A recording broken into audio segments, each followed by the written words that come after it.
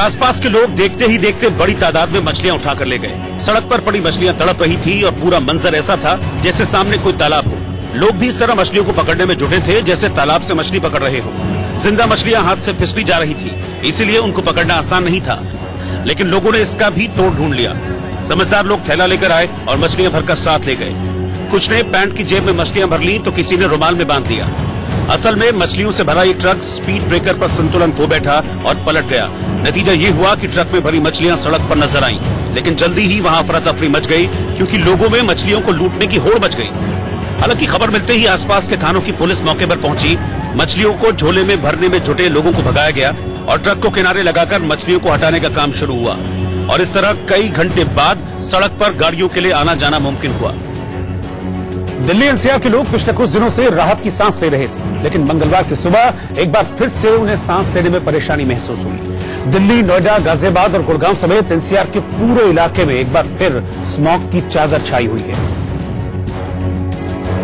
इसके पहले air quality index जो 300 और 250 के करीब आ चुका था, अब वो फिर से 450 के आसपास जा पहुंचा है, जिसकी वजह से हर तरफ धुंध ही धुंध है।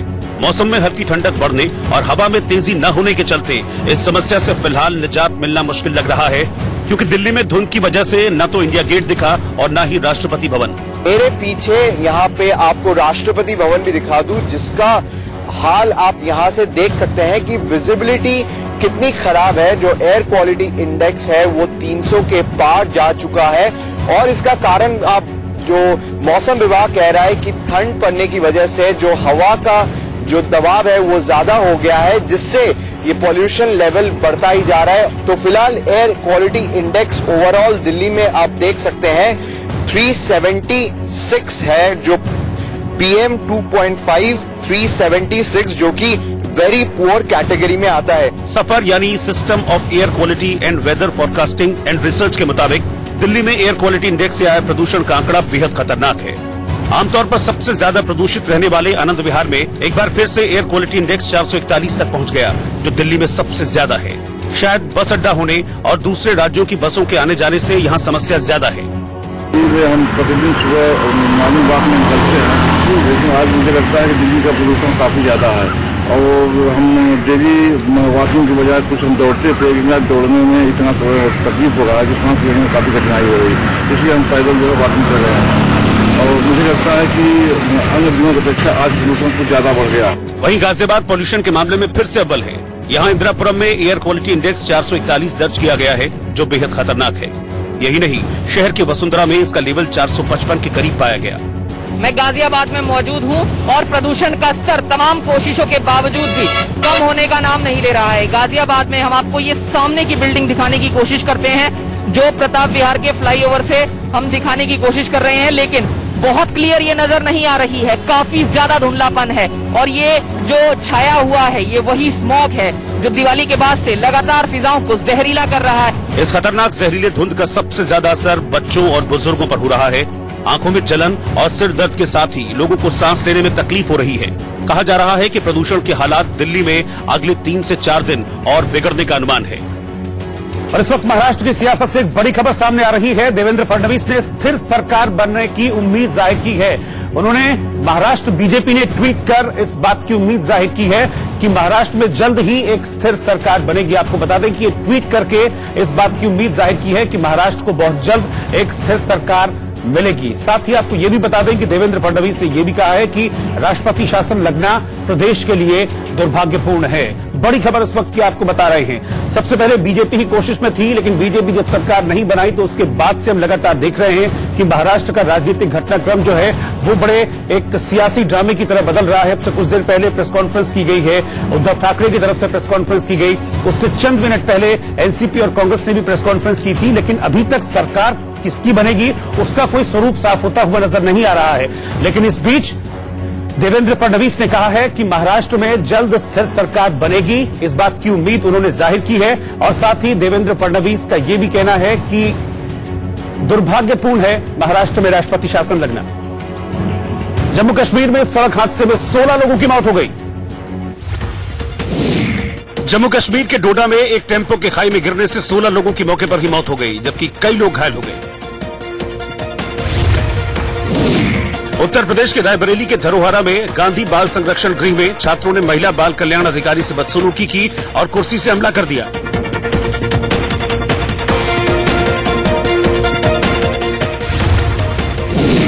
उत्तर प्रदेश के उन्नाव में एक ट्रक में भीषण आग लगने से कंडक्टर की झुलसने से मौत हो गई, जबकि 2 लोग घायल हुए जिन्हें अस्पताल में भर्ती कराया गया है। उत्तर प्रदेश के हरदोई में शॉर्ट सर्किट की वजह से एक बस बीच सड़क पर धू-धू कर जल उठी। हालांकि इस हादसे में कोई हताहत नहीं हुआ है।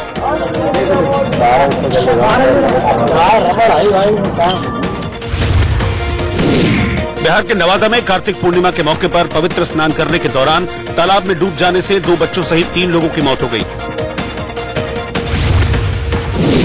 हरियाणा के गुरुग्राम में पुलिस ने 1 लाख के इनामी बदमाश को गिरफ्तार किया, जिस पर गुरुग्राम, दिल्ली, राजस्थान और बिहार में दर्जनों केस दर्ज हैं। राजस्थान के बाड़मेर के पचपदरा में ट्रक कार के बीच टक्कर हुई, जिसमें कार सवार 3 लोगों की मौत हो गई। घटना के बाद ट्रक में आग लग गई। पहले टेस्ट मैच से पहले टीम इंडिया के कप्तान विराट कोहली ने इंदौर के बिचौली में एक विज्ञापन की शूटिंग की और उसके बाद बच्चों के साथ क्रिकेट भी खेला।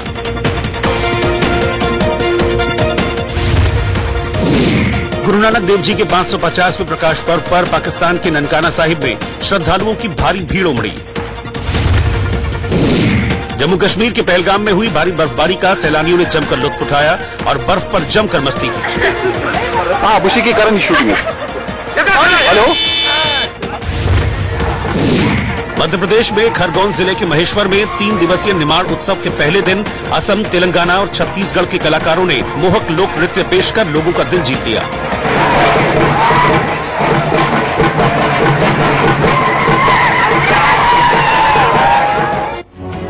सुप्रीम कोर्ट के फैसले के बाद अयोध्या में राम मंदिर बनाने की तैयारियां लगभग शुरू हो गई हैं। राम मंदिर के अलावा अयोध्या में जल्द करोड़ों रुपए की पर्यटन की परियोजनाएं भी शुरू होने वाली हैं। इससे समूची अयोध्या का कायाकल्प हो सकता है। कहा जा रहा है कि इस प्राचीन शहर को एक बड़े तीर्थ स्थल के रूप में विकसित किया जाएगा। वहां स्टेशन से लेकर 5 स्टार होटल तक की सूरत बदलने वाली है, क्योंकि कहा जा रहा है कि वहां राम मंदिर की तर्ज पर रेलवे स्टेशन तैयार करने की योजना बनाई जा रही है। अयोध्या के आधुनिकीकरण की योजना के तहत शहर में राम संग्रहालय खोलने की बात भी सामने आ रही है, जिसमें खुदाई के समय एएसआई को मिली चीजों को रखा जाएगा। कहा जा रहा है कि अयोध्या में भगवान राम को समर्पित 10 द्वार स्थापित किए जाएंगे। अयोध्या में एक हवाई अड्डे का निर्माण मई 2020 तक करने की योजना है, जिससे अयोध्या आने जाने के लिए उड़ानें शुरू हो सकेंगी। अत्याधुनिक सुविधाओं के साथ एक अंतर्राष्ट्रीय बस टर्मिनल का भी विकास वहां पर किया जाएगा। इसके अलावा रैन बसेरा बनाने की भी योजना है, जिसमें 10,000 लोगों के ठहरने की व्यवस्था होगी। अयोध्या को फैजाबाद से जोड़ने वाले 5 किलोमीटर लंबे फ्लाईओवर का निर्माण भी किया जाएगा। साथ ही भगवान राम से जुड़े सभी छोटे बड़े तालाबों की मरम्मत करवाई जाएगी। यही नहीं, अयोध्या और चित्रकूट के बीच 4 लेन सड़क का निर्माण भी करवाया जाएगा। गुरुकुल सरयू रिवर फ्रंट का भी विकास इसमें शामिल है। स्टैच्यू ऑफ यूनिटी की तर्ज पर भगवान राम की अयोध्या में प्रतिमा बनाने की भी योजना है। राम की इस मूर्ति की ऊंचाई 221 मीटर होने की बात कही जा रही है, जिसमें मूर्ति की ऊंचाई 151 मीटर होगी, जबकि उसके ऊपर 20 मीटर ऊंचा छत्र और नीचे 50 मीटर का आधार यानी चबूतरा होगा। कहा जा रहा है कि मर्यादा पुरुषोत्तम भगवान राम की मूर्ति दुनिया में सबसे ऊंची होगी, जो कांसे की बनाई जाएगी। साथ ही कहा जा रहा है कि मूर्ति के बेस के अंदर भव्य म्यूजियम भी होगा, जिसमें अयोध्या का इतिहास, राम जन्मभूमि का इतिहास, भगवान विष्णु के सभी अवतारों की जानकारी दी जाएगी। फिलहाल रुकना है छोटे से ब्रेक के लिए, लौट रहे हैं फौरन वापस।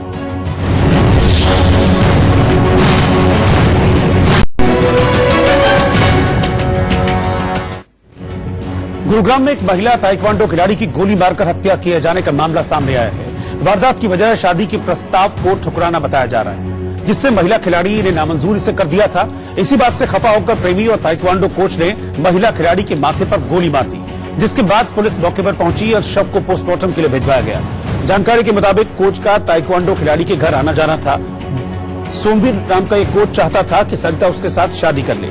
अपनी शादी के लिए उसने सरिता के परिजनों से बात भी की थी, लेकिन शादी को लेकर सरिता की मां राजी नहीं हुई। इधर सोमवीर लगातार सरिता पर शादी करने का दबाव बना रहा था, वहीं सरिता बार बार शादी से इनकार कर रही थी। इसी नाराजगी में सोमवीर सरिता के घर पहुंचा और घर में ही उसे गोली मार दी। सरिता की मौके पर ही मौत हो गई। और एक छोटे से ब्रेक के बाद लौट रहे हैं फौरन वापस।